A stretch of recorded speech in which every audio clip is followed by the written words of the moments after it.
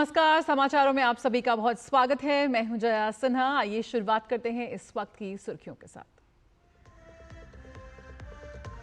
प्रधानमंत्री नरेंद्र मोदी ने किया जैन संत आचार्य विद्यानंद जी महाराज के जन्म शताब्दी समारोह का शुभारंभ। संस्कृति और विकास को साथ लेकर चलने का आह्वान। जल संरक्षण, एक पेड़ मां के नाम और स्वच्छता समेत 9 संकल्पों पर काम करने की दोहराई अपील। उपराष्ट्रपति जगदीप धनखड़ ने आपातकाल को बताया भारतीय लोकतंत्र का सबसे काला अध्याय। कहा, आपातकाल के दौरान संविधान निर्माताओं की सोच के साथ हुआ बड़ा विश्वासघात।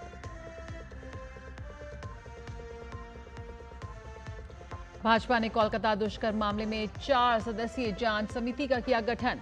ममता बनर्जी से मांगा इस्तीफा। दुष्कर्म मामले में चौथी गिरफ्तारी। पुलिस ने लॉ कॉलेज के गार्ड को किया अरेस्ट। बिहार में रोजगार के साथ साथ कानून व्यवस्था पर जोर। मुख्यमंत्री नीतीश कुमार ने चयनित 21,391 नए सिपाहियों को प्रदान किए नियुक्ति पत्र। कहा, हमारी सरकार ने प्रदेश को जंगल राज से दिलाई मुक्ति।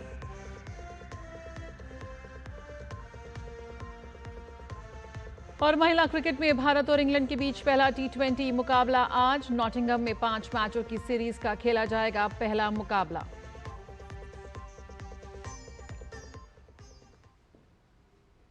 प्रधानमंत्री नरेंद्र मोदी ने आचार्य विद्यानंद जी महाराज के जन्म शताब्दी महोत्सव का शुभारंभ किया। दिल्ली के विज्ञान भवन में हुए कार्यक्रम में बड़ी संख्या में गणमान्य नागरिकों की उपस्थिति रही। पीएम ने इस अवसर पर स्मृति डाक टिकट, स्मारक सिक्का और आचार्य जी महाराज के जीवन पर आधारित पुस्तक का विमोचन किया। इसके साथ ही 1 वर्ष चलने वाले कार्यक्रमों का भी शुभारंभ हुआ। इनके अंतर्गत आचार्य विद्यानंद जी महाराज के जीवन और परंपरा का संदेश आगे बढ़ाया जाएगा। आचार्य विद्यानंद जी महाराज ने जैन दर्शन पर पुस्तकों की रचना की। उन्होंने प्राचीन जैन मंदिरों के जीर्णोद्धार और पुनरुद्धार में महत्वपूर्ण भूमिका निभाई। प्रधानमंत्री ने इस अवसर पर एक प्रदर्शनी का भी अवलोकन किया। इस महोत्सव में प्रधानमंत्री नरेंद्र मोदी को धर्म चक्रवर्ती की उपाधि से अलंकृत किया गया। पीएम को मानव कल्याण, विश्व शांति, पर्यावरण संरक्षण सहित विभिन्न क्षेत्रों में योगदान के लिए ये उपाधि दी गई। साथ ही राष्ट्र सेवा और समृद्ध सांस्कृतिक विरासत को आगे बढ़ाने में पीएम के योगदान का विशेष रूप से उल्लेख किया गया।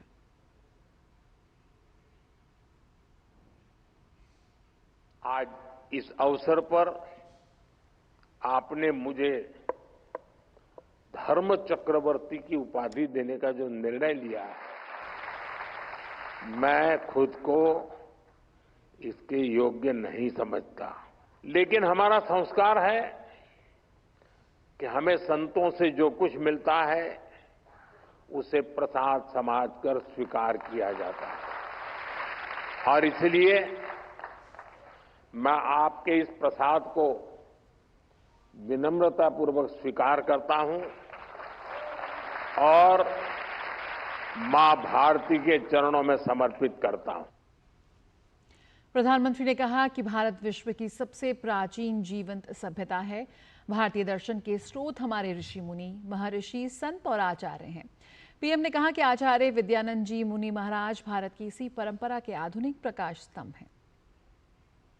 उन्होंने जैन इतिहास को भी उसकी सही पहचान दिखाई। जैन दर्शन और अनेकांतवाद जैसे मौलिक ग्रंथों की रचना कर उन्होंने विचारों को गहराई, व्यापकता और समरसता दी। मंदिरों के जीर्णोद्धार से लेकर गरीब बच्चों की शिक्षा और सामाजिक कल्याण तक उनका हर प्रयास आत्म कल्याण से लेकर लोक मंगल तक जुड़ा रहा। कार्यक्रम को संबोधित करते हुए आचार्य प्रज्ञ सागर जी महाराज ने प्रधानमंत्री नरेंद्र मोदी के नेतृत्व को सराहा। उन्होंने ऑपरेशन सिंदूर का जिक्र भी किया। भगवान महावीर स्वामी कहते हैं, क्या है अहिंसा राजा की और प्रजा की, ना छेड़ेंगे किसी को कभी और जो छेड़ेगा तो उसे छोड़ेंगे नहीं। जैसे आपने सिंदूर ऑपरेशन में करके दिखा दिया है। सारा महाराज साहब ने कहा कि जो हमें छेड़ेगा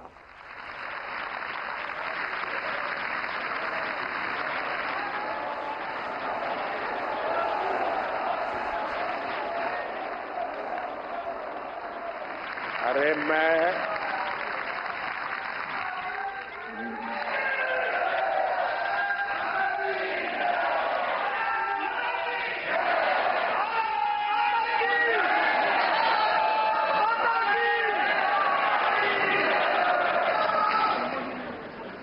जैनियों के कार्यक्रम में हूं,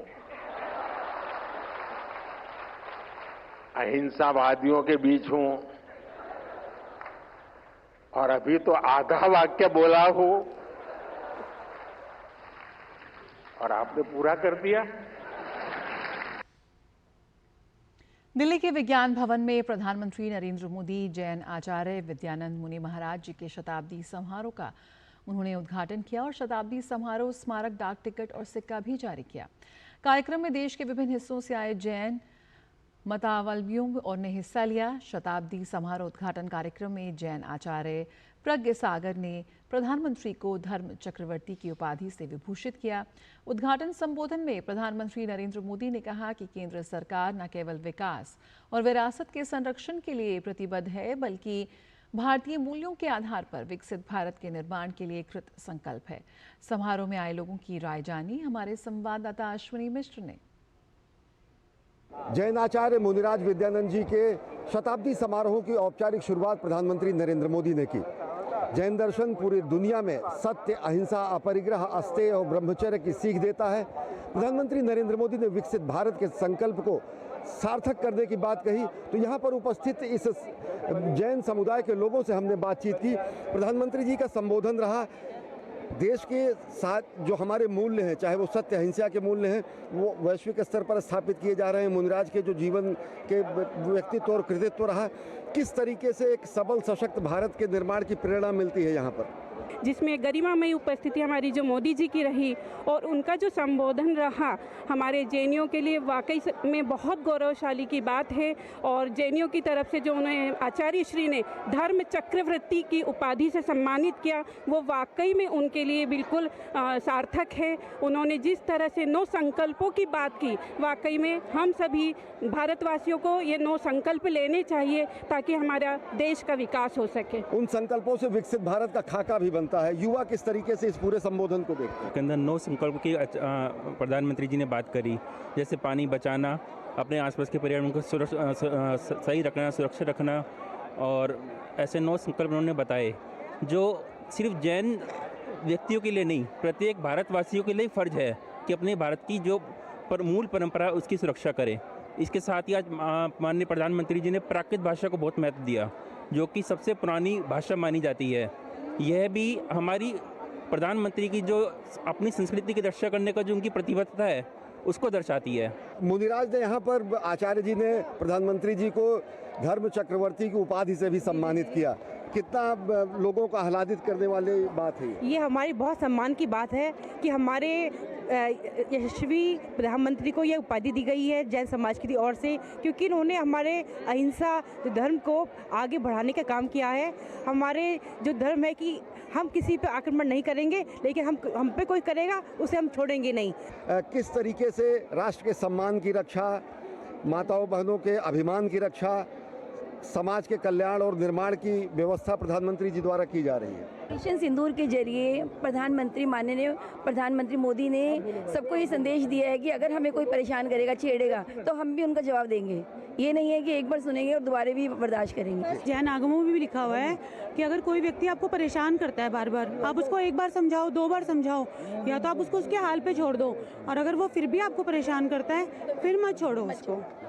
तो देखें कि किस तरीके से यहाँ पर मुनिराज विद्यानंद जी के शताब्दी समारोहों की शुरुआत तो हुई ही है, साथ ही साथ प्रधानमंत्री नरेंद्र मोदी के संबोधन में विकसित भारत का खाका खींचा गया।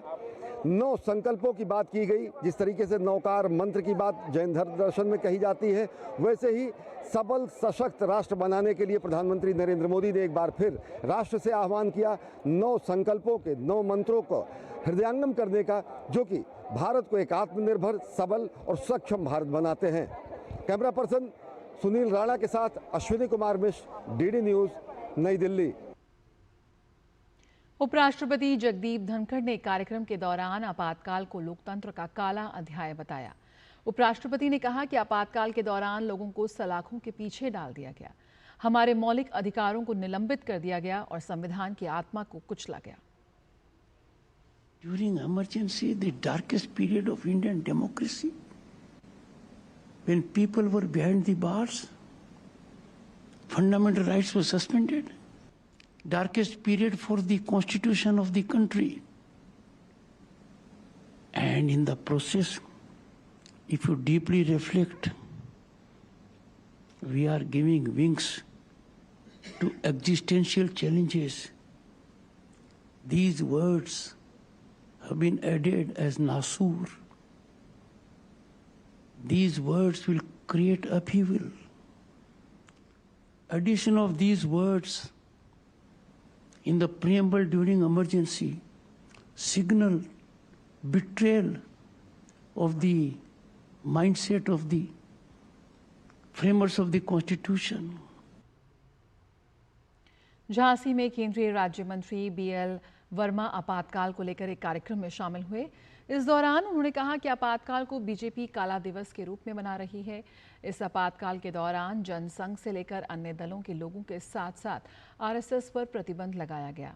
उन्होंने पूर्व प्रधानमंत्री इंदिरा गांधी को घेरते हुए कहा कि सिर्फ अपनी कुर्सी बचाने के लिए उन्होंने देश पर आपातकाल थोपा था। आपातकाल के लगने से जनसंघ से लेकर के हमारे अन्य पार्टियों के लोग, आरएसएस पर प्रतिबंध लगाने से लेकर के जिस तरह से 21 महीने आपातकाल को जिस देश में झेला है, और मैं कहूँ आपातकाल लगा, आपातकाल लगने के पीछे कोई देश पर संकट नहीं था। न जाने कितने लोगों के नाखून खींचने से लेकर के बिजली के झटके लगाने से लेकर, और ऐसे ही जेल में डाल दिया। और उसमें लगभग 1,40,000 लोगों के लिए पूरा देश जेल खाना बना दिया। केवल भाजपा के, जनसंघ के और पार्टी के नेताओं को जेल में नहीं डाला, बल्कि आपकी प्रेस की आजादी पर भी प्रतिबंध। वक्त है एक छोटे से ब्रेक का, जल्द हाजिर होते हैं, आप बने रहिए हमारे साथ।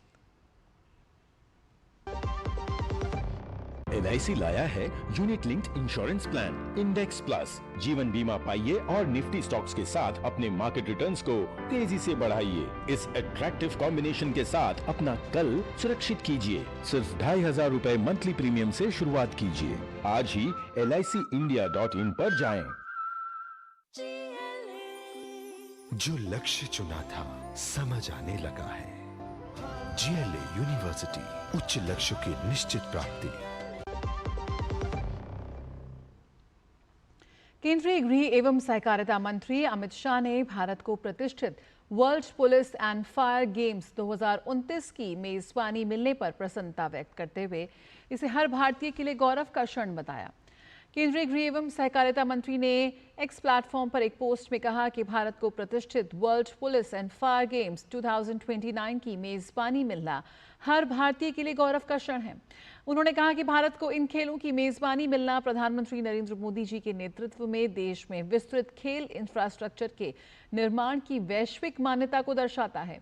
उन्होंने कहा कि अहमदाबाद का इन खेलों के आयोजन स्थल के रूप में चुना जाना, जिसमें पुलिस, अग्निशमन और आपदा सेवाएं 50 से अधिक खेलों में प्रतिस्पर्धा करेंगी, एक खेल स्थल के रूप में शहर की बढ़ती प्रतिष्ठा का प्रमाण है। मोदी सरकार के 11 वर्षों में संसद में कई बदलाव हुए हैं। रेल बजट और आम बजट को मिला दिया गया है और अनुच्छेद 370 को निरस्त किया। नया संसद भवन बना और नारी शक्ति वंदन अधिनियम 2023 पारित हुआ। सरकार ने कई पुराने कानूनों को भी हटाया है। संसद को कागज रहित बनाने पर जोर दिया जा रहा है। केंद्रीय संसदीय कार्य मंत्री किरण रिजिजू ने कहा कि मोदी सरकार में कई महत्वपूर्ण संसदीय निर्णय हुए हैं और सरकार अब तक 421 बिल पास किए हैं, तो वहीं अब तक कुल 1576 पुराने और निरर्थक कानूनों को निरस्त किया गया है। रेल बजट और आम बजट को मिलाने और आम बजट को हर साल 1 फरवरी को पेश करने का ऐतिहासिक फैसला लिया गया। इसी तरह जम्मू कश्मीर में समाज के सभी वर्गों के लिए समान अवसर सुनिश्चित करने के लिए अनुच्छेद 370 और उसके तहत राष्ट्रपति के आदेशों के कुछ प्रावधानों को निरस्त किया गया। वहीं पीएम मोदी के भविष्यवाणी दृष्टिकोण के चलते देश को सितंबर 2023 में नई संसद मिली, जब संविधान सभा में शुरू हुए 75 वर्षों की संसदीय यात्रा पर एक विशेष सत्र का आयोजन हुआ, जिसमें राष्ट्रीय और राज्य स्तर पर नीति निर्माण में जनप्रतिनिधियों के रूप में महिलाओं की अधिक भागीदारी सुनिश्चित करने के लिए संसद में नारी शक्ति वंदन अधिनियम 2023 पारित किया गया। तो मोदी सरकार के निर्णायक फैसले। पश्चिम बंगाल की राजधानी कोलकाता में लॉ कॉलेज की छात्रा से गैंगरेप मामले में पुलिस ने एक और गिरफ्तारी की है। पुलिस ने लॉ कॉलेज के गार्ड पिनाकी बैनर्जी को गिरफ्तार किया है। छात्रा के साथ गैंगरेप केस में ये चौथी गिरफ्तारी है। वहीं पुलिस मुख्य आरोपी समेत 3 अन्य लोगों को पहले ही गिरफ्तार कर चुकी है, जिसमें मोनोजीत मिश्रा, जैब अहमद, प्रौमित मुखोपाध्याय को गिरफ्तार किया गया है। एफआईआर के अनुसार 24 वर्षीय पीड़िता के साथ कॉलेज के गार्ड रूम के अंदर कथित तौर पर बलात्कार किया गया था। मुख्य आरोपी ने उसके साथ बार बार मारपीट की और उसे धमकाया, जबकि 2 अन्य लोग खड़े होकर देखते रहे। उसने ये भी आरोप लगाया कि घटना के दौरान कॉलेज का गेट बंद कर दिया गया था और सुरक्षा गार्ड को बाहर इंतजार कराया गया था। कॉलेज परिसर में हुई इस घटना में पिनाकी की संदिग्ध संलिप्तता के लिए उन्हें कस्बा पुलिस ने गिरफ्तार किया। बता दें कि इससे पहले कोर्ट ने तीनों आरोपियों को 4 दिन की पुलिस हिरासत में भेज दिया है। पीड़िता का न्यायिक मैजिस्ट्रेट के समक्ष बयान दर्ज कराया गया है। मेडिकल में सामूहिक दुष्कर्म की पुष्टि हुई है। भारतीय जनता पार्टी के राष्ट्रीय अध्यक्ष जेपी नड्डा ने पश्चिम बंगाल के कोलकाता में एक छात्रा के साथ सामूहिक दुष्कर्म की घटना के संदर्भ में एक 4 सदस्यीय जांच समिति का गठन किया है।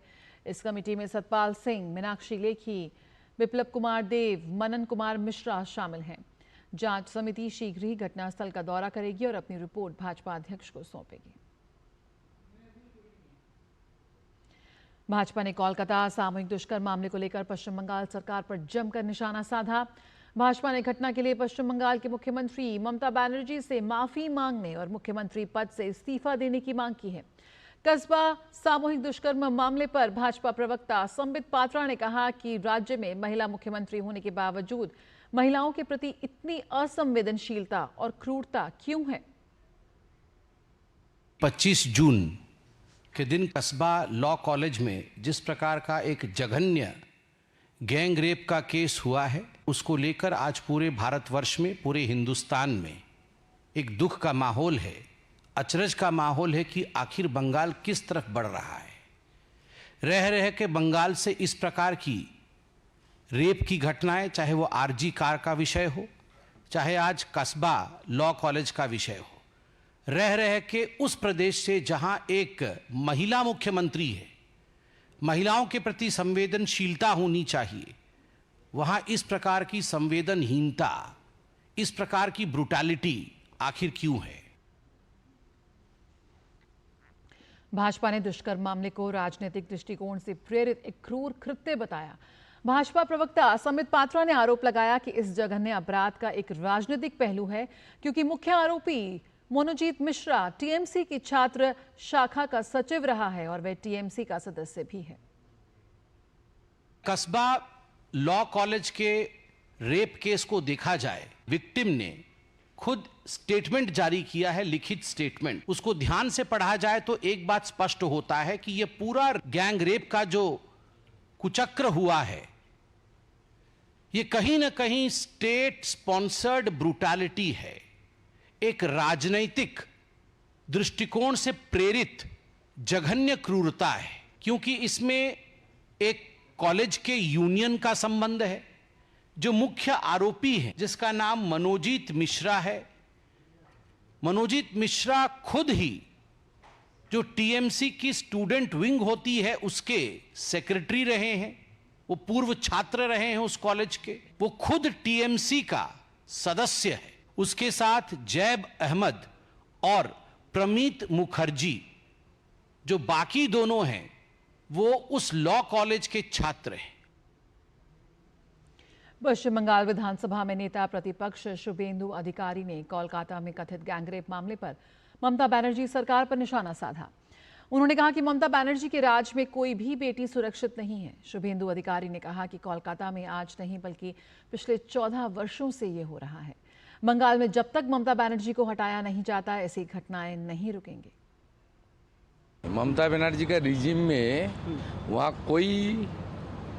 कोई खास करके माता, बहन, दीदी और हमारा जो कन्या है कोई सुरक्षित नहीं है।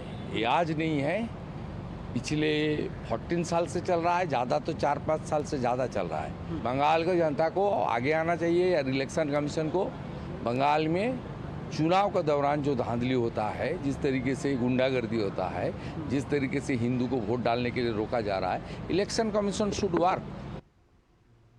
सामूहिक दुष्कर्म के मामले पर तृणमूल कांग्रेस सांसद कल्याण बनर्जी के बयान की भाजपा ने निंदा की है। शुभेंदु अधिकारी ने विरोध प्रदर्शन का आह्वान किया और आरोपी के पार्टी से संबंधों को लेकर टीएमसी से जवाब मांगा।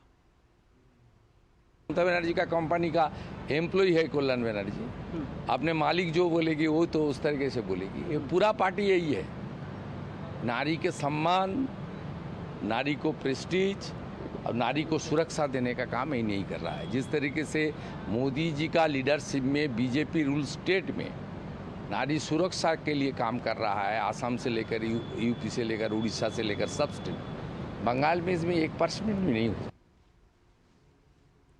बिहार में रोजगार के साथ साथ कानून व्यवस्था को और सशक्त बनाने की दिशा में एक बड़ी पहल हुई। मुख्यमंत्री नीतीश कुमार केंद्रीय चयन परिषद सिपाही भर्ती के माध्यम से चयनित 21,391 नए सिपाहियों को राजधानी पटना के बापू सभागार में आयोजित विशेष समारोह में उन्होंने नियुक्ति पत्र सौंपा।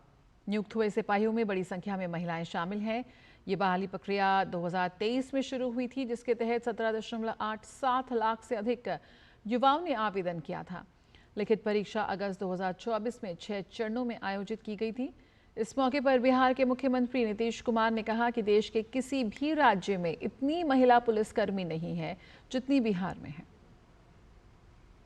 तो इस बार जो हुआ 21,391 सिपाहियों की सीधी बहाली का काम पूरा हो गया है। तो ये तो खुशी की बात है कि इनकी हो गई है। इसमें इन्होंने ये भी कर दिया है कि कुल मिलाकर के इन लोगों के लिए और लोगों की संख्या होने वाली है और ये अगले बार जो है ये कुल मिलाकर के इसमें से जो हमने कहा 19,838, ये तो इतना हो गया 21,391। आप सबका स्वागत है। तो अब फिर अगली बार भी 19,838 ये लोग कर रहे हैं। जगह जगह हर जगह लोगों की भर्ती होनी चाहिए, तो बहुत अच्छा है। अब ये सब होगा तो हम तो जानते ही न है कि कितना कम था। जो आपको शुरू में बता चुके हैं कि 42,481, तो उसको बढ़ा करके 1,10,000 और हमने कह दिया कि अब 2,29,000 इसको कर दें। उड़ीसा के पुरी में 12 दिन चलने वाली भगवान जगन्नाथ की रथ यात्रा का आज दूसरा दिन है। पुरी में भगवान जगन्नाथ, भगवान बलभद्र और देवी सुभद्रा की विश्वविख्यात रथ यात्रा का प्रथम चरण पूर्ण हो चुका है। भगवान जगन्नाथ का नंदी घोष रथ, भगवान बलभद्र का तालध्वज रथ और देवी सुभद्रा का दर्पदलन रथ पूरी आस्था और श्रद्धा के साथ अपनी मौसी मां के निवास स्थान गुंडीचा मंदिर पहुंच चुके हैं। इस बीच जगन्नाथ रथ यात्रा में भक्तों का सैलाब उमड़ पड़ा है। इसको लेकर देश विदेश से भक्त इन दिनों पुरी में मौजूद हैं। बता दें कि मुख्य मंदिर से गुंडीचा मंदिर करीब 3 किलोमीटर दूर है। गुंडीचा मंदिर को भगवान जगन्नाथ का ननिहाल माना जाता है। हर साल महाप्रभु जगन्नाथ, बलभद्र और देवी सुभद्रा 9 दिनों तक यहाँ रहते हैं। इसके बाद बहुड़ा यात्रा के रूप में अपने मुख्य मंदिर लौट आते हैं। बहुड़ा यात्रा 5 जुलाई को निकलेगी। इस दिन भगवान जगन्नाथ, भगवान बलभद्र और देवी सुभद्रा अपने अपने रथों पर विराजमान होकर पुनः श्री मंदिर की ओर लौटेंगे। इस बीच पुलिस और प्रशासन पूरी तरह मुस्तैद है। प्रशासन की ओर से भीड़ प्रबंधन की विशेष तैयारियां की गई हैं। अतिरिक्त पुलिस बल, AI सक्षम CCTV कैमरे, ड्रोन निगरानी, चिकित्सा स्टाफ और पानी की व्यवस्था की गई है। भारत और फ्रांस के बीच संयुक्त सैन्य अभ्यास शक्ति का 8वां संस्करण 18 जून से शुरू होकर 1 जुलाई 2025 तक ला कैवलरी फ्रांस में चल रहा है और ये भारत और फ्रांस की सेनाओं के बीच एक द्विवार्षिक प्रशिक्षण अभ्यास है, जिसका उद्देश्य पारस्परिक संचालन क्षमता, संचालन समन्वय और सेना से सेना संपर्क को सुदृढ़ करना है। अभ्यास में भारतीय सेना की टुकड़ी, जिसमें जम्मू और कश्मीर राइफल्स की एक बटालियन के नेतृत्व में एक सर्वशस्त्र दल और फ्रांसीसी सेना की 13वीं विदेशी सेना हाफ ब्रिगेड शामिल हैं। सामरिक युद्धाभ्यास के दौरान दोनों नेताओं ने युद्ध दक्षता के उच्च मानकों को परखा। और खबरों का सिलसिला जारी रहेगा, लेकिन फिलहाल इस बुलेटिन में इतना ही। नमस्कार।